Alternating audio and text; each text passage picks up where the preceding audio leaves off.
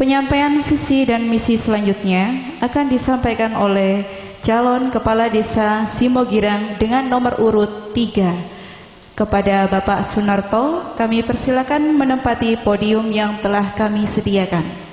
Bismillah. Assalamualaikum warahmatullahi wabarakatuh. Bismillah, alhamdulillah, wa syukurillah, wa nikmatillah, wa la quwata illa billahi al-azim. Yang terhormat Bapak Camat Prambon, yang terhormat Bapak Dan Ramil atau yang mewakili, yang terhormat Bapak PJ Kepala Desa, yang kami hormati Bapak Ketua BPD beserta anggotanya, yang kami hormati Bapak Ketua anggota beserta jajarannya. Pertama-tama marilah kita panjatkan puja-puji syukur kita kepada Allah Subhanahu wa taala, yang mana bahwasanya pada hari ini kita oleh Allah diberi kesehatan baik jasmani maupun rohani sehingga dapat menghadiri dalam penyampaian visi misi calon kepala desa Simogirang periode 2020 2026. Yang kedua kalinya selawat serta salam kita tujukan kepada Nabi besar Muhammad SAW, yang mana beliau telah memberikan contoh sore-sorenya kepada kita semua mengenai tatanan kehidupan, baik mengenai yang baik maupun yang buruk dengan melalui ajaran-ajarannya. Sebelum saya menyampaikan visi misi calon kepala desa Simogirang, saya atas nama Bapak Sunarto nomor urut 3 akan menyampaikan sebuah visi misi. Penyampaian visi misi, sebelum kita menyampaikan visi misi, kita masalah pertama adalah konsep dasar calon kepala desa. Bisa lebih dekat, Pak? Yang pertama adalah konsep dasar calon kepala desa. Yang kedua adalah pandangan hidup daripada kepala desa. Yang ketiga adalah mutu daripada calon kepala desa. Yang keempat, penyampaian visi misi calon kepala desa Simogirang periode 2020-2026.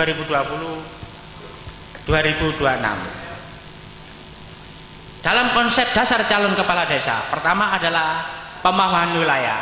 Karena apa? Kita sebagai calon kepala desa harus paham benar terhadap wilayah yang kita bawahi.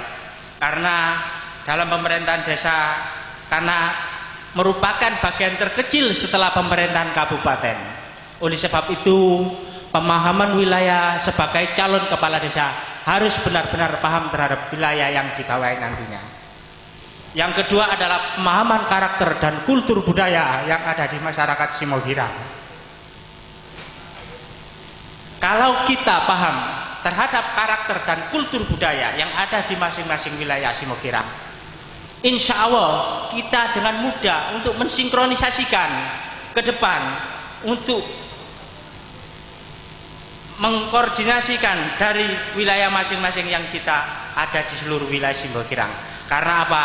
Desa kita ini terdiri dari 6 dukuhan dan ditambah dengan perumahan-perumahan yang ada, dan ditambah juga tanah kaping. Itu kalau kita paham terhadap karakter dan kultur budaya yang ada di masing-masing wilayah, insya Allah kita dengan mudah akan mengguyur rukunkan terhadap masing-masing wilayah yang ada di wilayah kita. Yang ketiga adalah politik. Politik karena kita orang desa, Pak, kita tidak terlalu banyak politik, karena politik yang penting menguntungkan bagi warga desa Simogirang. Karena apa? Dengan bertumbuh kembangnya perumahan, banyak penduduk datang ke wilayah kita, itu kita harus punya sedikit banyak politik. Yang penting selama politik menguntungkan daripada warga kita semua. Yang kedua adalah pandangan hidup, Pak. Pandangan hidup pertama adalah saya bertakwa kepada Tuhan Yang Maha Esa. Yang kedua, dalam realisasi kehidupan sehari-hari bermasyarakat, kita berpedoman pada Pancasila dan Undang-Undang Dasar 1945. Itu merupakan sudah diatur semua dalam kehidupan kita sehari-hari yang ada di masyarakat kita. Yang ketiga adalah mutu saya. Mutu saya adalah ayo dulur bareng-bareng. bangun desa supaya makmur, cerdas, sederhana, dan merakyat. Dalam membangun suatu desa yang diharapkan oleh warga kita semua, berarti bersama-sama, kegotong royongan, keguyup rukunan, kebersamaan adalah power kita untuk menuju Simogirang yang diharapkan oleh warga Simogirang. Dengan itu insya Allah Simogirang akan menjadi lebih baik, lebih maju, dan lebih yang diharapkan oleh warga Simogirang semuanya. Cerdas berarti tanggap terhadap permasalahan yang ada. Cerdas berarti kita sebagai pimpinan harus tanggap terhadap masalah atau problema yang ada di masyarakat. Kalau kita peka terhadap masalah apapun, insya Allah kita dengan mudah nanti menyampaikan suatu apapun terhadap masyarakat kita. Yang kedua, sederhana, berarti kita hidup dalam bermasyarakat apa adanya.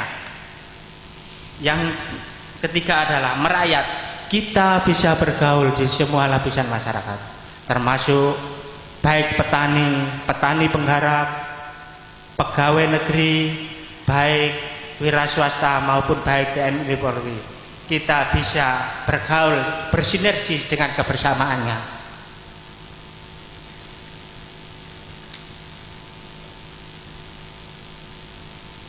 Yang keempat adalah penyampaian visi misi kita adalah meningkatkan pendapatan asli desa dalam rangka mengelola tanah kas desa dan aset desa yang ada di wilayah Simogirang dengan mengedepankan musyawarah untuk mencapai mufakat. Yang pertama dalam bidang pemerintahan, yang kedua dalam bidang sosial, yang ketiga dalam bidang pertanian, yang keempat dalam bidang generasi muda. Dalam bidang pemerintahan kita punya konsep dasar 5 pilar. Pertama, kepala desa. Kedua, BPD adalah fungsi kontrol daripada jalannya pemerintahan. Ketiga, sekretaris bendara perencanaan ditambah dengan tokoh masyarakat yang mampu diajak sharing untuk membangun daripada desa kita ini nanti. Kita bersama-sama untuk memajukan tanpa ada kita keterbukaan yang kita bangun nantinya. Dalam bidang sosial masyarakat, dengan adanya perumahan dan tanah kapling merupakan problema bagi kita semua, bukan bagi individu tapi kita semua, termasuk pimpinan juga warga masyarakat Simogirang. Hal-hal yang harus diperhatikan masalah itu adalah yang pertama adalah fasilitas termasuk makam, yang kedua termasuk sampah dan problema sosial yang lainnya. Karena apa? Masalah makam dengan bertumbuhnya tanah kapling dan perumahan ini merupakan PR bagi kita semua. Ke depan masalah sampah ini juga makam merupakan yang paling utama nanti kita selesaikan di masing-masing wilayah, karena saya dengar di semua wilayah banyak terjadi problema masalah sampah-sampah, baik sampah maupun termasuk tanah makam.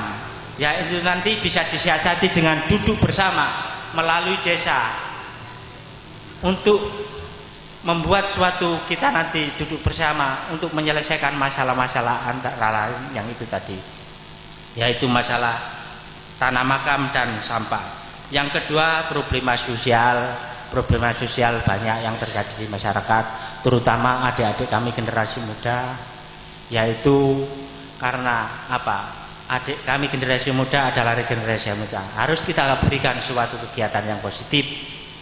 Banyak di situ masalahnya yang harus kita berikan suatu kegiatan yang positif supaya membentuk karakter daripada generasi muda yang lebih baik.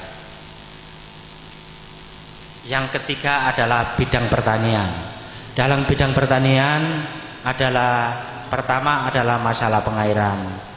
Kita tahu bahwasanya sekian persen dari jumlah penduduk wilayah Simogirang adalah petani atau petani penggarap. Itu harus kita perhatikan. Karena apa? Itu merupakan penyangga daripada ekonomi desa kita. Oleh sebab itu nanti masalah pengairan, perbaikan pengairan harus kita skala prioritaskan nanti. Yang kedua adalah pengolahan lahan. Pengolahan lahan dengan mekanisme ya. Mungkin dari sekian teman-teman banyak anggota tani yang hadir sudah kita berikan masalah pengolahan lahan itu nanti harus kita sesuai dengan prosedur yang ada. Yang kedua, yang ketiga, yang terakhir adalah masalah penyediaan bibit unggul, Pak ya. Bibit unggul itu macam-macam. Saya sangat bangga akhir-akhir ini Simogirang adalah merupakan dari petani memperoleh hasil yang maksimal. Biasanya satu bagian itu memperoleh 1,5 ton. Kemarin rata-rata dapat 2 ton lebih. Itu merupakan bentuk daripada pertanian di desa kita memperhatikan masalah dari ketiga unsur tadi. Yang keempat adalah keagamaan. Dengan adanya kegiatan keagamaan di wilayah kita merupakan bentuk nyata daripada kegiatan masyarakat kita, termasuk adanya dalil masal, termasuk dengan adanya kegiatan fatayat. Ini merupakan bentuk nyata daripada bahwasanya di Simogirang ini hidup kegiatan keagamaannya. Oleh sebab itu, baik di dusun, di kampung-kampung, saya yakin ada kegiatan tahlil, yasin, istighosah sesuai dengan kegiatan daripada masing-masing warga itu. Yang kelima, yang terakhir adalah generasi muda atau Karang Taruna. Generasi muda adalah merupakan penerus daripada kita semua ini. Generasi muda atau Karang Taruna adalah regenerasi daripada kita yang harus kita beri kegiatan yang positif. Karena apa? Dengan pembentukan karakter yang bagus terhadap generasi muda, insya Allah kita di kemudian hari mempunyai kader-kader terbaik Simogirang yang bagus sekali sebagai regenerasi daripada kita nanti, baik melalui di bidang keagamaan, yang kedua baik kegiatan olahraga, baik melalui persepak bolaan, melalui voli, dan baik kegiatan positif mengenai baik itu di bidang kesenian. Nanti kita support, kita dukung. Kalau bisa ada perhatian dari pemerintah desa untuk anggaran. Kurang 1 menit Pak, mohon dilanjutkan.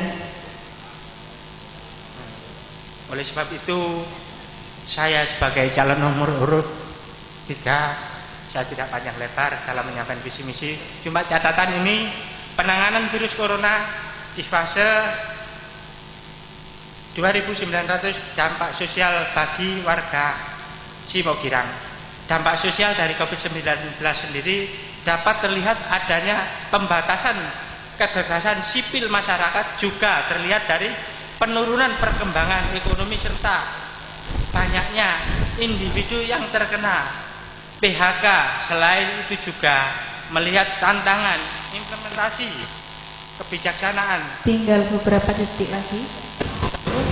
Ya, oleh sebab itu yang terpenting adalah penanganan masalah. Kita jaga tetap memakai protokol kesehatan. Pertama, memakai masker, mencuci tangan, menjaga jarak, dan menghindari kerumunan.